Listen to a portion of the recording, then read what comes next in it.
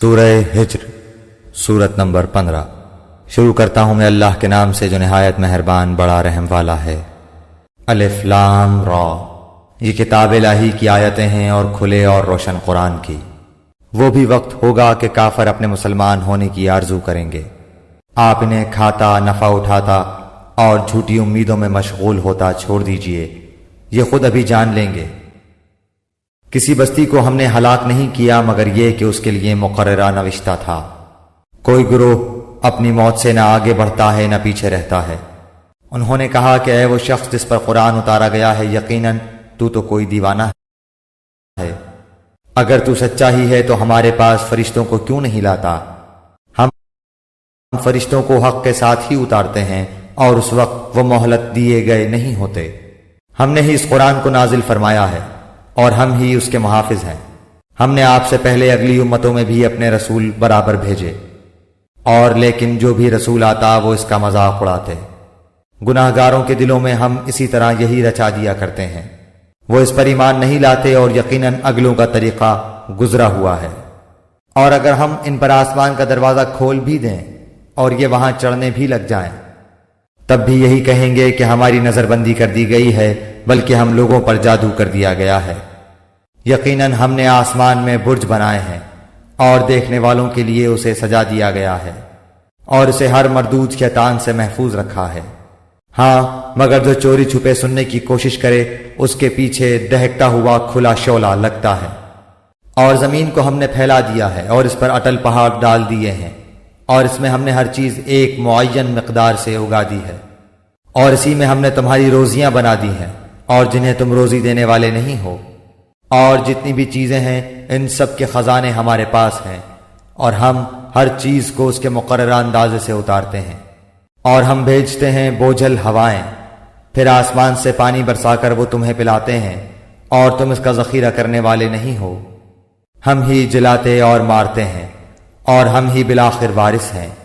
اور تم میں سے آگے بڑھنے والے اور پیچھے ہٹنے والے بھی ہمارے علم میں ہیں۔ آپ کا رب سب لوگوں کو جمع کرے گا، یقیناً وہ بڑی حکمتوں والا بڑے علم والا ہے۔ یقیناً ہم نے انسان کو کالی اور سڑی ہوئی کھنکھناتی مٹی سے پیدا فرمایا ہے، اور اس سے پہلے جنات کو ہم نے لو والی آگ سے پیدا کیا۔ اور جب تیرے پروردگار نے فرشتوں سے فرمایا کہ میں ایک انسان کو کالی اور سڑی ہوئی کھنکھناتی مٹی سے پیدا کرنے والا ہوں، تو جب میں اسے پورا بنا چکوں اور اس میں اپنی روح پھونک دوں تو تم سب اس کے لیے سجدے میں گر پڑنا۔ چنانچہ تمام فرشتوں نے سب نے سجدہ کر لیا مگر ابلیس کے کہ اس نے سجدہ کرنے والوں میں شمولیت کرنے سے صاف انکار کر دیا۔ اللہ تعالیٰ نے فرمایا، اے ابلیس تجھے کیا ہوا کہ تو سجدہ کرنے میں شامل نہ ہوا؟ وہ بولا کہ میں ایسا نہیں کہ اس انسان کو سجدہ کروں جسے تو نے کالی اور سڑی ہوئی کھنکھناتی مٹی سے پیدا کیا ہے۔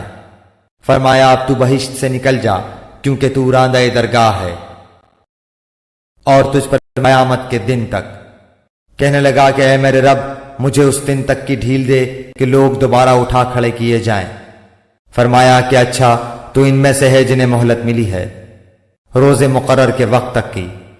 شیطان نے کہا کہ اے میرے رب چونکہ تو نے مجھے گمراہ کیا ہے، مجھے بھی قسم ہے کہ میں بھی زمین میں ان کے لیے معاصی کو مزین کروں گا اور ان سب کو بہکاؤں گا بھی، سوائے تیرے ان بندوں کے جو منتخب کر لیے گئے ہیں۔ ارشاد ہوا کہ ہاں یہی مجھ تک پہنچنے کی سیدھی راہ ہے، میرے بندوں پر تجھے کوئی غلبہ نہیں، لیکن ہاں جو گمراہ لوگ تیری پیروی کریں۔ یقیناً ان سب کے وعدے کی جگہ جہنم ہے جس کے 7 دروازے ہیں، ہر دروازے کے لیے ان کا ایک حصہ بٹا ہوا ہے۔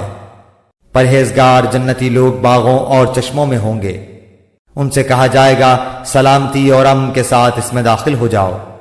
ان کے دلوں میں جو کچھ رنجش و کینہ تھا ہم سب کچھ نکال دیں گے۔ وہ بھائی بھائی بنے ہوئے ایک دوسرے کے آمنے سامنے تختوں پر بیٹھے ہوں گے، نہ تو وہاں انہیں کوئی تکلیف چھو سکتی ہے اور نہ وہ وہاں سے کبھی نکالے جائیں گے۔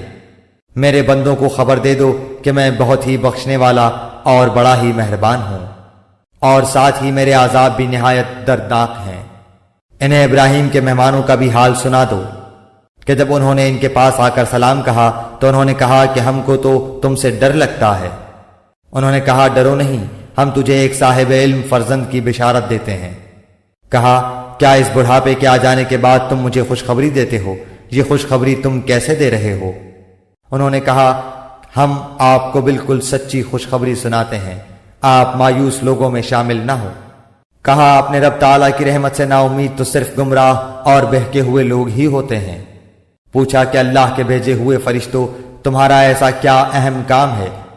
انہوں نے جواب دیا کہ ہم مجرم قوم کی طرف بھیجے گئے ہیں، مگر خاندان لوط کہ ہم ان سب کو تو ضرور بچا لیں گے، سوائے اس لوط کی بیوی کے کہ ہم نے اسے رکنے اور باقی رہ جانے والوں میں مقرر کر دیا ہے۔ جب بھیجے ہوئے فرشتے آل لوط کے پاس پہنچے تو انہوں لوط علیہ السلام نے کہا تم لوگ تو کچھ انجان سے معلوم ہو رہے ہو۔ انہوں نے کہا نہیں، بلکہ ہم تیرے پاس وہ چیز لائے ہیں جس میں یہ لوگ شک شبہ کر رہے تھے۔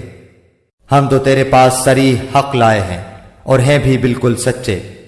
اب تو اپنے خاندان سمیت اس رات کے کسی حصے میں چل دے اور آپ ان کے پیچھے رہنا، اور خبردار تم میں سے کوئی پیچھے مڑ کر بھی نہ دیکھے، اور جہاں کا تمہیں حکم کیا جا رہا ہے وہاں چلے جانا۔ اور ہم نے اس کی طرف اس بات کا فیصلہ کر دیا کہ صبح ہوتے ہوتے ان لوگوں کی جڑیں کاٹ دی جائیں گی اور شہر والے خوشیاں مناتے ہوئے آئے۔ لوط علیہ السلام نے کہا یہ لوگ میرے مہمان ہیں، تم مجھے رسوا نہ کرو، اللہ تعالیٰ سے ڈرو اور مجھے رسوا نہ کرو۔ وہ بولے کیا ہم نے تجھے دنیا بھر کی ٹھیکیداری سے منع نہیں کر رکھا؟ لوط علیہ السلام نے کہا اگر تمہیں کرنا ہی ہے تو یہ میری بچیاں موجود ہیں، تیری عمر کی قسم وہ تو اپنی بدمستی میں سرگرداں تھے۔ پس سورج نکلتے نکلتے انہیں ایک بڑے زور کی آواز نے پکڑ لیا۔ بالآخر ہم نے اس شہر کو اوپر تلے کر دیا اور ان لوگوں پر کنکر والے پتھر برسائے۔ بلا شبہ بصیرت والوں کے لیے اس میں بہت سی نشانیاں ہیں۔ یہ بستی ایسی راہ پر ہے جو برابر چلتی رہتی عام گزرگاہ ہے، اور اس میں ایمان والوں کے لیے بڑی نشانی ہے۔ ایکا بستی کے رہنے والے بھی بڑے ظالم تھے، جن سے آخر ہم نے انتقام لے ہی لیا۔ یہ دونوں شہر کھلے عام راستے پر ہیں، اور ہجر والوں نے بھی رسولوں کو جھٹلایا، اور ہم